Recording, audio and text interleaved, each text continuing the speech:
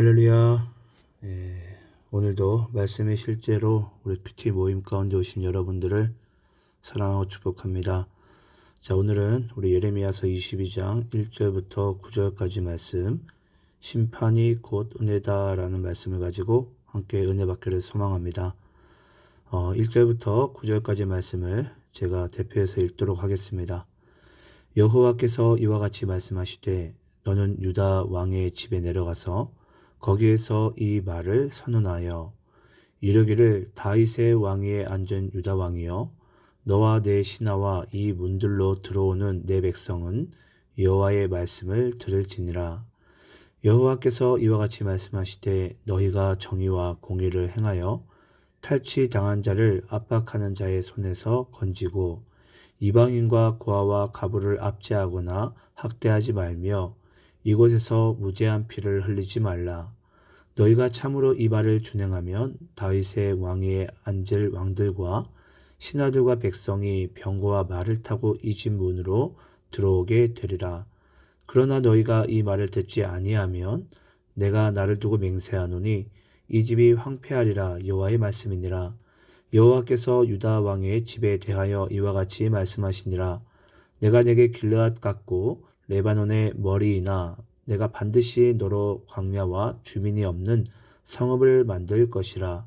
내가 너를 파멸할 자를 준비하리니 그들이 각기 손에 무기를 가지고 내 아름다운 백향목을 찍어 불에 던지리라. 여러 민족들이 이 성읍으로 지나가며 서로 말하기를 여호와가 이 큰 성읍에 이같이 행함은 어찌 됨인고 하겠고 그들이 대답하기는 이는 그들이 자기 하나님 여호와의 언약을 버리고 다른 신들에게 절하고 그를 섬긴 까닭이라 하셨다 할지니라. 여러분, 사람이 타락하는 것은 순식간입니다. 생각 하나만 바뀌면 타락에 빠지기가 쉽고 시작하게 됩니다. 그런데 여러분, 그렇게 생각이 바뀌고 타락한 데까지는 우리가 쉽게 인식하기 힘든 것이 바로 중요한 건데요. 왜냐하면 처음에는 그 생각 자체가 내 생각에는 의롭고 무언가 유익하리라고 여겨지기 때문입니다. 하지만 그 잘못된 생각 하나가 나를 깊은 웅덩이와 수렁에 빠뜨리는 타락의 결과를 가져오게 됩니다. 그래서 사람이 타락하는 것은 순식간인 것인데요.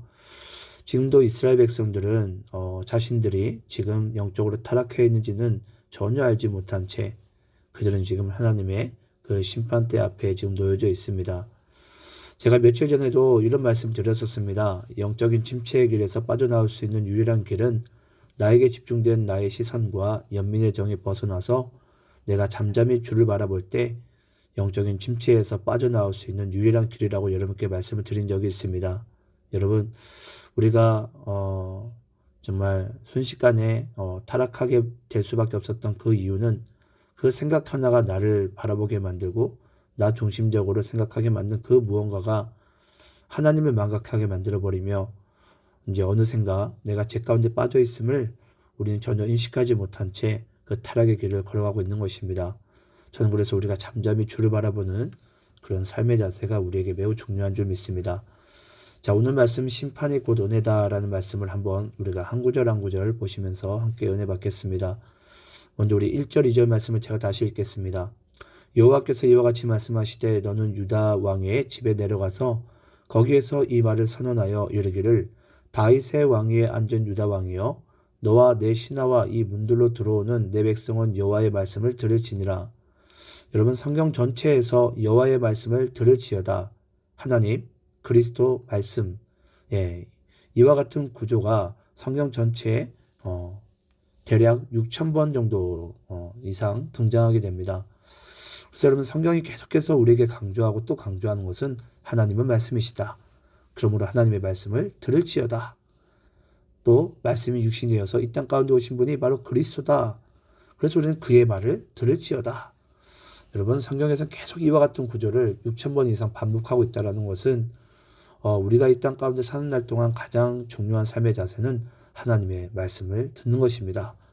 그래서 우리의 믿음은 여호와의 말씀, 하나님의 말씀을 들으면서 시작한다고 했습니다. 그래서 우리가 하나님의 말씀을 들을지어다, 여호와의 말씀을 들을지어다.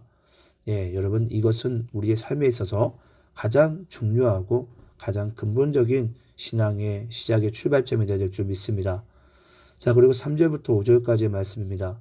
여호와께서 이와 같이 말씀하시되 너희가 정의와 공의를 행하여 탈취당한 자를 압박하는 자의 손에서 건지고 이방인과 고아와 가부를 압제하거나 학대하지 말며 이곳에서 무죄한 피를 흘리지 말라.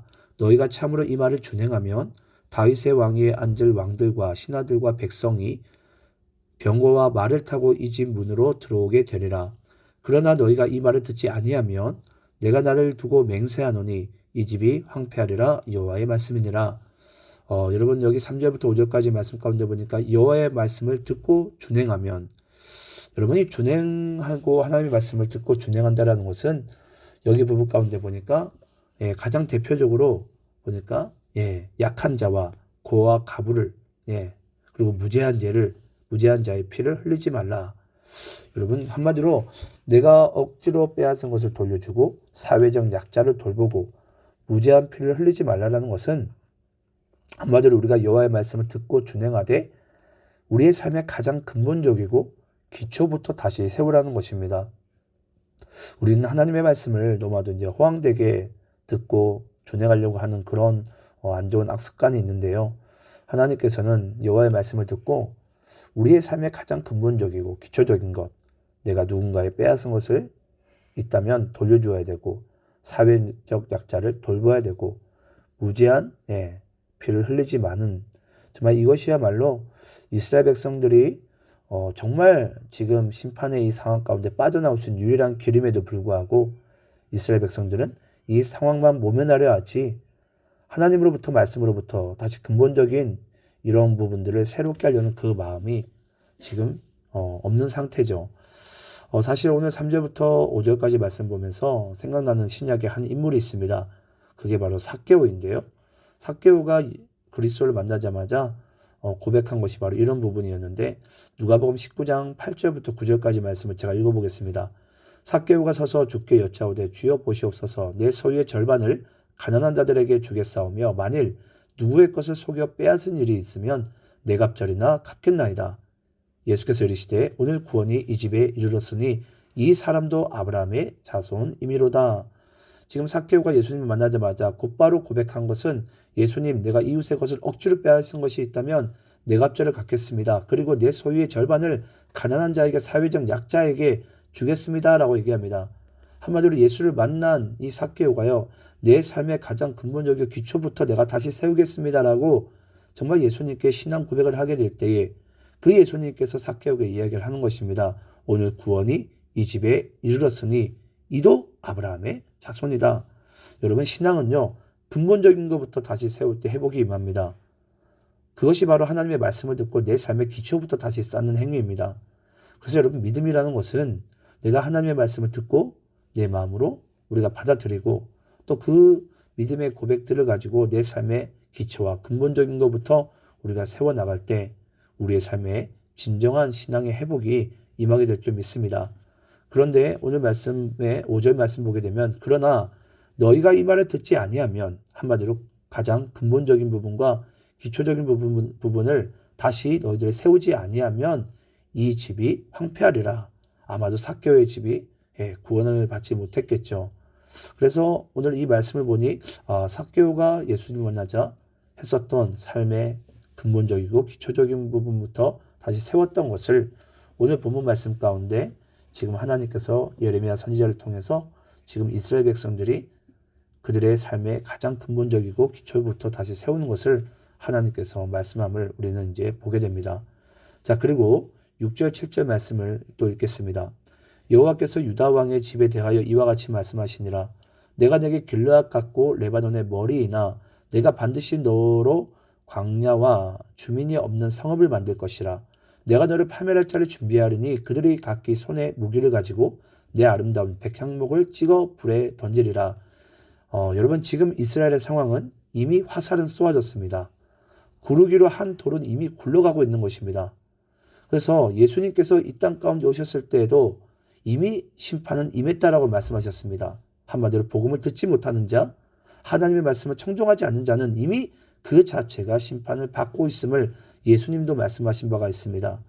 오늘도 지금 6절 7절 말씀 가운데 예레미야를 통해서 이스라엘 백성들에게 남유다 백성들에게 하나님의 말씀은 전해졌지만 떨어졌지만 그들이 듣지 아니함이 이미 쏘아진 화살이고 구르기로 한 돌이 굴러가고 있는 것입니다. 한마디로 심판은 이미 시작된 것이죠. 그래서 우리가 여러분 지금 이 땅에 사는 많은 이제 그리스도인들이 아직까지 심판이 오지 않을 것 같고 머나먼 이야기 같지만은 이미 마지막 때는 시작되었고 쏘기로 한 화살은 지금 쏘아 날아가고 있으며 또 구르기로 한 그 돌은 이미 굴러가고 있는 것입니다. 다만 마지막 종말과 V데이만 남아있을 뿐이지 이미 종말과 심판은 시작되었다는 것입니다. 그래서 우리는 이 말씀을 받고도 지금이라도 우리가 하나님의 이 심판을 주니까 심판 자체에 목적을 두지 아니하고 그래서 지금이라도 빨리 돌아오는 것입니다. 빨리 우리가 여호와께 돌아오고 주의 말씀 가운데 살아가는 것이 하나님 아버지께서 오늘 이 말씀을 우리에게 주시는 근본적인 목적이 된 줄 믿습니다.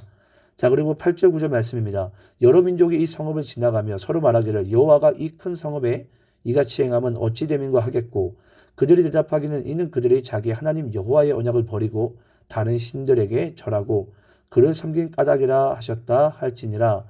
여러분 지금 예루살렘 성이 이제 곧 무너짐을 말씀하고 있습니다. 왜냐? 그들이 여호와의 언약을 버리고 우상 숭배의 죄 가운데 빠졌기 때문입니다. 한마디로 사람의 손으로 만든 그런 우상이 지금 존재했기 때문이죠.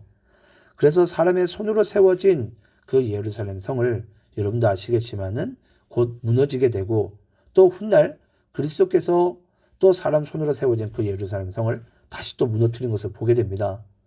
그래서 예수님께서 그 예루살렘 성이 이제 무너짐을 통해서 다시 그 성전의 모퉁이 돌이죠.